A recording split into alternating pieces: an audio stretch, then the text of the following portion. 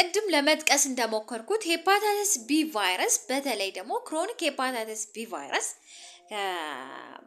ወደ 20% ነው ወደ ክሮኒክ ሄፓታይተስ ቢ ቫይረስ የመቀየር እድል ያለው።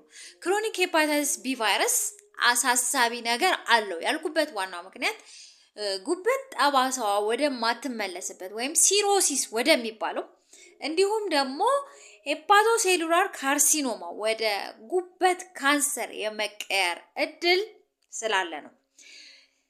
ሄፓታይተስ ቢ ቫይረስ ለየት የሚያደርገው ነገር ጠባሳ ቢኖርም ባይኖርም በሄፓታይተስ ቢ ቫይረስ መነካታችን ብቻውን ለሄፓቶሴሉላር ካርሲኖማ ወይም ለጉበት ካንሰር ተጋላጭ ያረጋናል።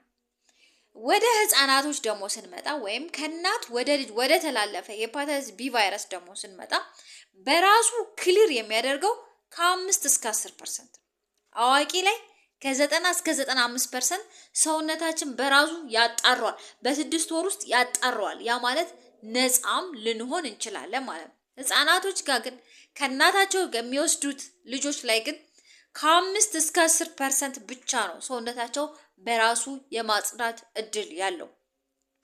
ወደ 90 እስከ 95% ወደ ክሮኒክ ሄፓታይተስ ቢ ቫይረስ ይቀየራል ማለት ነው።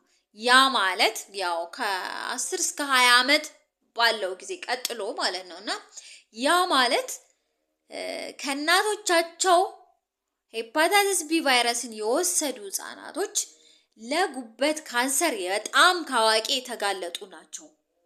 ለጉበት ወደማይመለስ ጠባሳ ለመቀየር ከናታቸው የወሰዱ ልጆች በጣም የተጋለጡ ናቸው። ስለዚህ ምን አይነት ምልክት አለው? ስለ አኪዩቱ ባወራ አኪዩቱ ነን ስፔሲፊክ ነው። ላይክ እንደ ፋቲግ ድካም ማለት፣ ማቅለሽለሽ፣ ማስታወክ፣ ሆዳችን ላይ በቀኝ በኩል ከፍ ብሎ ሆዳችንን ማመም፣ እንደዚህ አይነት ምልክቶች ሊኖሩ ይችላል።